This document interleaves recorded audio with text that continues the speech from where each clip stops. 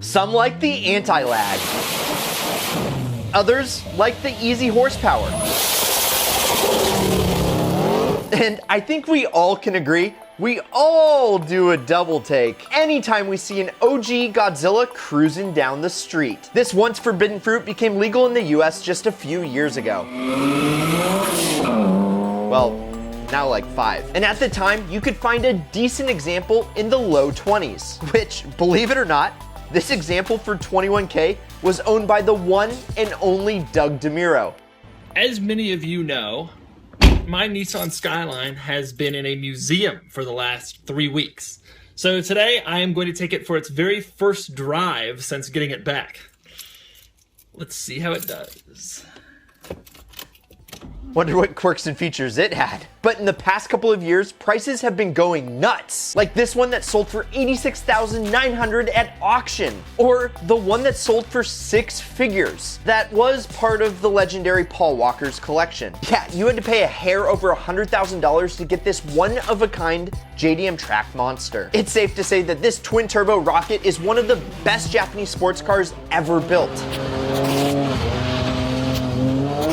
And by now, you probably know that the team here at Ideal Media are huge fans just like you. So in this video, we're gonna dig into why these are so popular. And then I'll show you some of the mistakes that I've seen buyers make and specific things to look out for when you're searching for your ideal GTR. And finally, I'm gonna show you exactly how you can buy your very own R32 GTR for only $275 per month. It's great to see you guys again. Let's go. The Skyline GTR didn't start with the R32. Oh no. It actually goes all the way back to the 1960s. And that's where the race car version had over 50, yes, 50 domestic touring car victories, which pretty much means that they won every single race that they stuck the GTR in. So it's safe to say that winning and Nissan went together like peanut butter and jelly. Which one do you like more? Yet, somehow, some way, Nissan ceased production of the Gran Turismo Racer nameplate in 1973. And then there was silence because for 16 years, there were no more GTRs coming from Nissan. But in May of 1989, the GTR was back, baby, with the 8th generation of the GTR, the R32.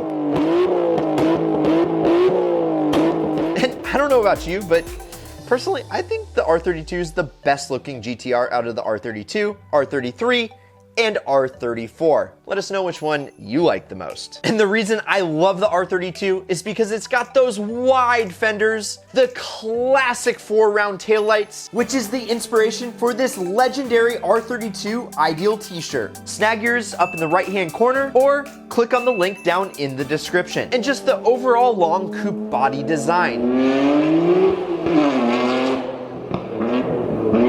But let's not forget, it's what's underneath those body panels that gave this Japanese sports car the nickname Godzilla. Pop the hood, and you have 276 horses staring right back at ya. But let's be honest, that's all due to a gentleman's agreement, and the actual figures are well north of 300.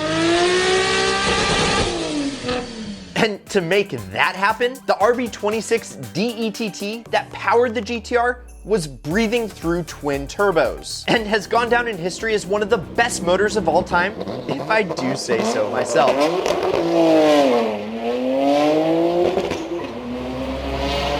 It's that rare combo of power and reliability that made the RB so classic. And the electronically controlled all-wheel drive and all-wheel steering systems in the GTR meant that this Godzilla was not only good in the straights, but also the curves.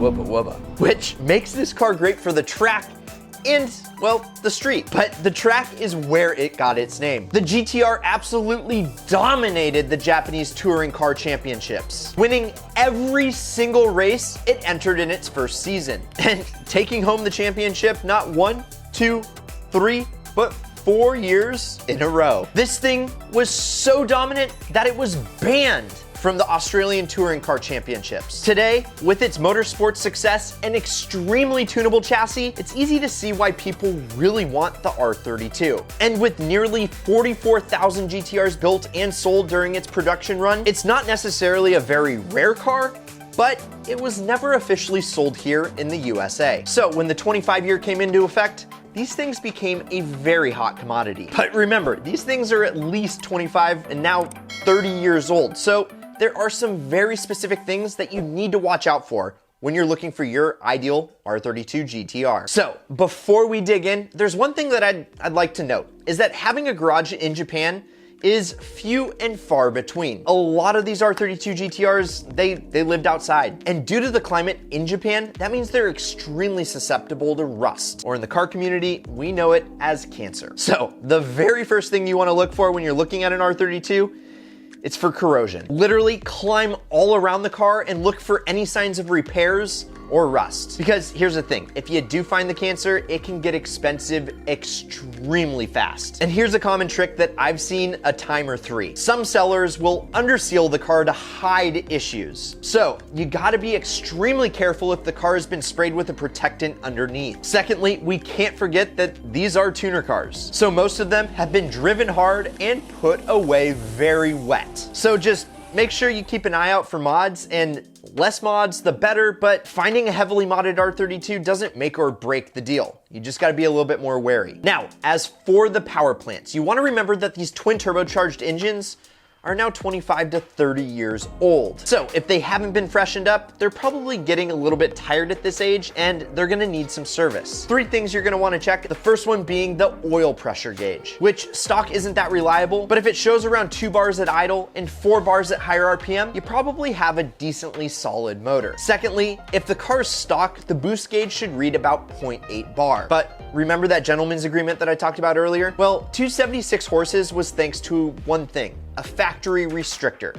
And if that's removed, then the boost gauge should be roughly reading 1 bar. And you don't want to see any more than that on factory turbos, because that's about all the factory ceramic compressor wheels can take on the turbocharger. Any more and they're bound to fail and grenade your engine. The third thing is the oil pump drive loves to fail. So if it hasn't been replaced, then you have to replace it. Now, as far as grinding gears, the 5-speed manual transmission is a stout unit and known to be pretty much bulletproof, but you definitely want to watch out for worn synchros and a slipping clutch. As for everything else, stock they came with 16-inch wheels, so quality tires are extremely easy to find. And sitting behind those wheels are good, but not great brakes. So there's a pretty good chance that you'll have an aftermarket unit installed. Of course, also look over the body and the paint and look at the seals, because, well, it's hard to get some parts nowadays because they are older and they were never sold in the US. But overall, the R32 GTR is a great car. And as you inspect one, especially modified examples, which are pretty much all of them, make sure, and I can't reiterate this enough, make sure that the power upgrades are supported by fuel and cooling modifications as well. And remember, there were 44,000 or so built, and so they're not really that rare, and more are being imported every single month here into the USA. So finding your ideal one may take a bit of time, but it will be so worth it. And one thing that you have to make sure is that it's not a replica. And the easiest way to do that is to check the VIN plate and make sure it indeed starts with a BNR 32. If it doesn't have that, walk away. It's not worth your troubles. Now, where do you find one? What's the market doing? And how can you drive one of these for less than $300 per month? Well, let's jump into my computer for that. Okay guys, so one of the first things I like to do is go to classic.com, where they're able to pull a bunch of different sources to show sold listings. In this case, it's the R32 GTR, and it actually goes back about 5 years. And as you can see, there's Doug DeMuro's $21,000 1990 GTR. And then as we can see over the 5 years, there's been a total of 73 listings. Actual sales were 52, so 71% of the listings sold. The average price is $35,647. This is an awesome place to find data on the cars that you're looking for. So what I like to do is actually look at some of the most recent examples that have sold, like this one for $32,500, and we can go check it out. And one thing that you do have to do is take into consideration what auction fees are. This one sold for $32,500, and wow, it looks like an awesome car, 74,000 kilometers on it, and it's got a bunch of maintenance and some modifications as well. If we jump back to classic.com, let's see what the last year as far as average prices have been. So we'll go for March 17th, 2019. And you can see that in the last year, they've actually been more than the 4 or 5 year run as a whole. So that tells me that the prices are going up. The second website I like to go check out always is Bring a Trailer. And the reason why is because actually classic.com's pulls from them, but I like to see how many are being listed. And as you can see, up until about 2018, there's about a third of the listings here, and then about 2/3 of the listings. And the black dots are the ones that sold, the gray dots are the ones that didn't hit reserve. And as you can see, most of the cars are actually going for more money later on. And so that means to me as a buyer that the market is hot, it's getting hotter, more supply is out there, but more demand is out there as well. So what is the one that you can buy and drive for $275 per month? Well, it's a pretty awesome one. Well, if we hop over to one of my favorite websites, Fleabay, you actually can find this 93 GTR for $20,100, and that's how much it sold for just 2 months ago. And this thing is beautiful. And you guys, this one is one that you would want to buy. It's a very unmodified example that has no body damage, no rust, which is huge, and it's all original. And I wish I would have known about this car a couple months ago, because this probably would have been the one that I bought. But if you were to buy this one for $20,100 and finance it for 84 months at 4%, you're looking at $275 per month for Godzilla. And guys, I know that that sounds crazy, but yeah, you still can find them for the low 20s, which that is an incredible deal. And if you want to learn how to buy either an R32 GTR or whatever ideal car that you're looking for a great price and understand how to properly buy it, go check out the Ideal Car Strategies. But seriously, this is what I enjoy doing, and we're looking for an R32 GTR on the channel to build. And I truly think the R32 GTR is the best bang for buck JDM that you can buy today. Do you agree? Disagree? Do you think the Mark IV Super is a better buy? Or maybe something funky like the 300ZX? Let us know down in the comments. And if you enjoyed this video, smash the like button. And also, if you're new here, my name is Brad Danger, and please subscribe. But no matter what, either way, you can't lose. And as always, keep living that ideal lifestyle.